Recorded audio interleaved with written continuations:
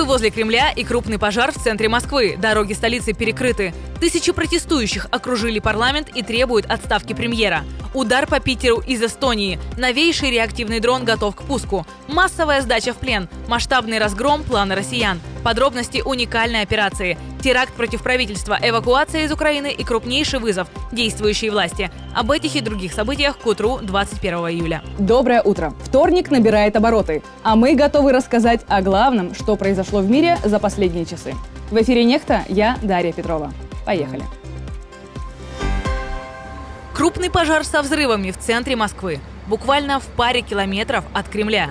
Полыхнул элитный ЖК на Страстном бульваре, где квартиры стоят от 147 миллионов рублей. Занялось наверху. Огонь пошел по мансарде и кровле. Площадь разрослась до 200 квадратных метров.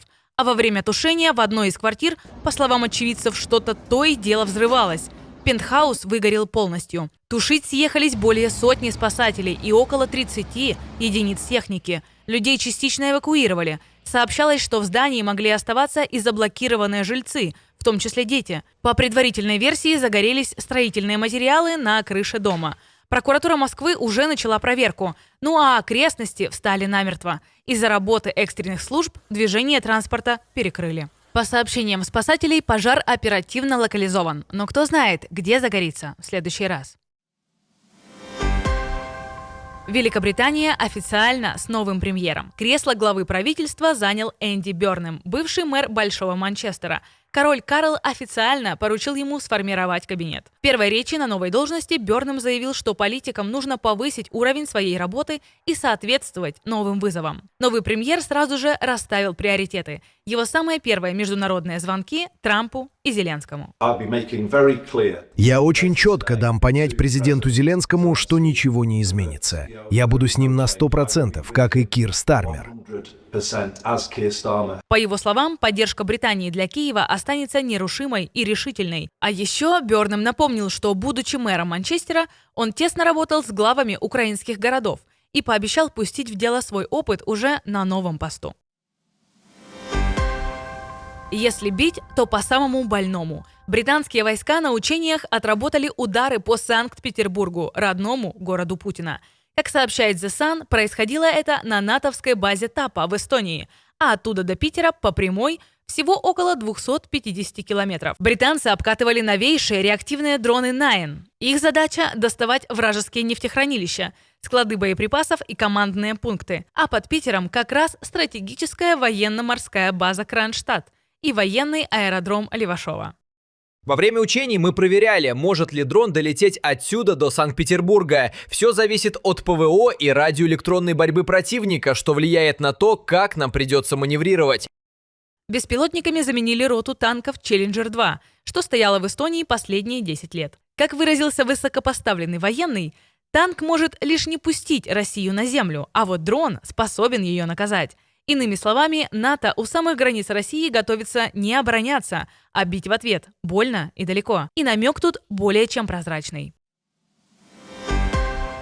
Зеленский получил отказ. Предложение президента отклонено. The Financial Times раскрывает новые детали закрытых переговоров украинского лидера с Михаилом Федоровым. По данным издания, на выходных Зеленский предложил Федорову вернуться на высокий пост в СНБО с прямым доступом к президенту и мандатом курировать оборонные инновации и военную реформу, но Федоров отказался.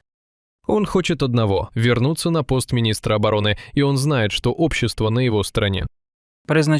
Назначая Михаила на должность, президент явно знал про конфликт. Назначил, а после, к сожалению и к моему большому удивлению, допустил ошибку, которая может привести к поражению в войне.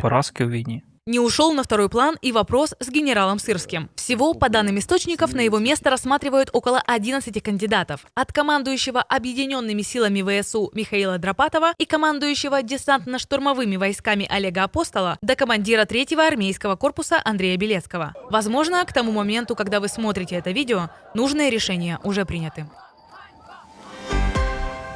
Тысячи протестующих вышли на улицы, требуя отставки премьера.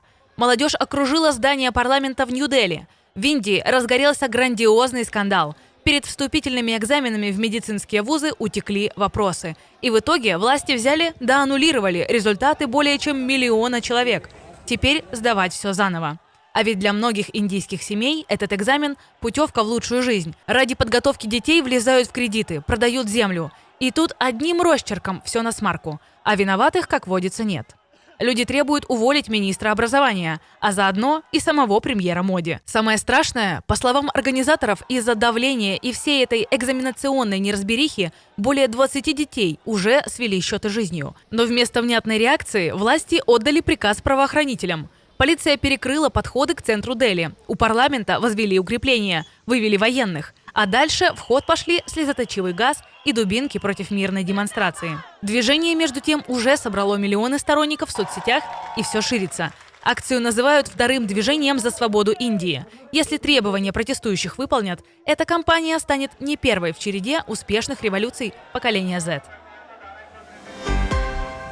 Теракт против правительства? У здания в Нью-Йорке, где размещаются офисы ФБР, миграционной и таможенной службы ICE, а также службы гражданства и иммиграции США, прогремел взрыв.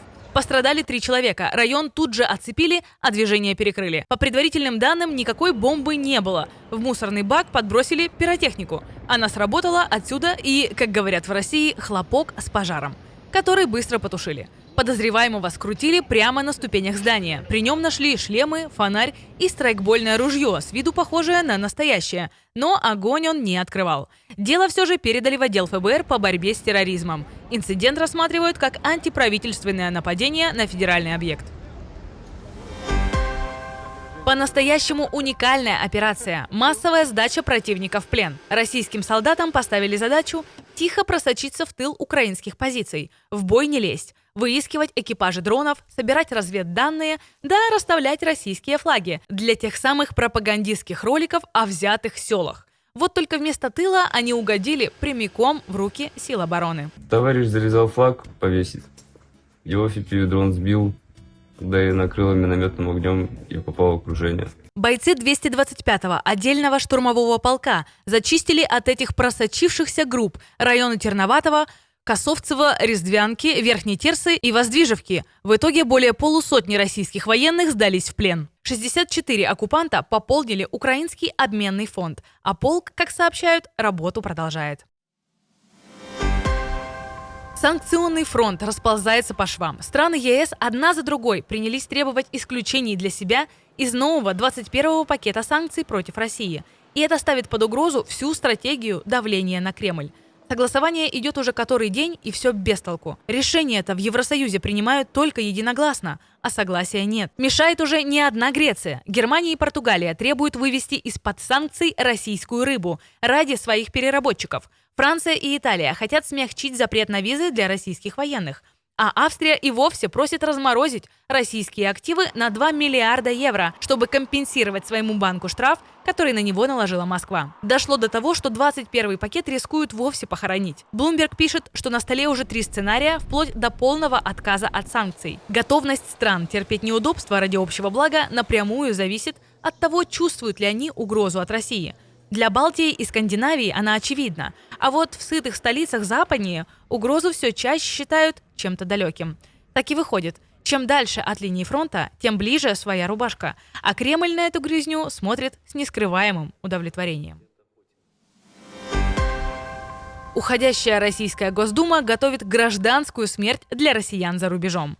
Депутаты решили срочно принять и ужесточить закон о санкциях против уехавших, тех, кого на родине преследуют по политическим статьям. В повестке Госдумы на ближайшие дни второе чтение сразу 2 масштабных законопроектов, что с декабря прошлого года лежали без движения. Набор мер внушительный. Отъем денег, блокировка доступа к банкам, заморозка имущества, отказ в консульских услугах. Причем закон заработает сразу со дня публикации, без всякого переходного периода. А по сути, метит он даже не в уехавших, а в тех россиян, что остались, просто чтобы боялись возражать. А возражать есть чему. В эфире у Соловьева призвали отправлять на войну в Украине женщин и не только. И не важно, ты раненый, больной, хромой, какие-то болезни. И не важно, сколько тебе лет и какого ты пола. Аргументы гостя Соловьева железобетонные.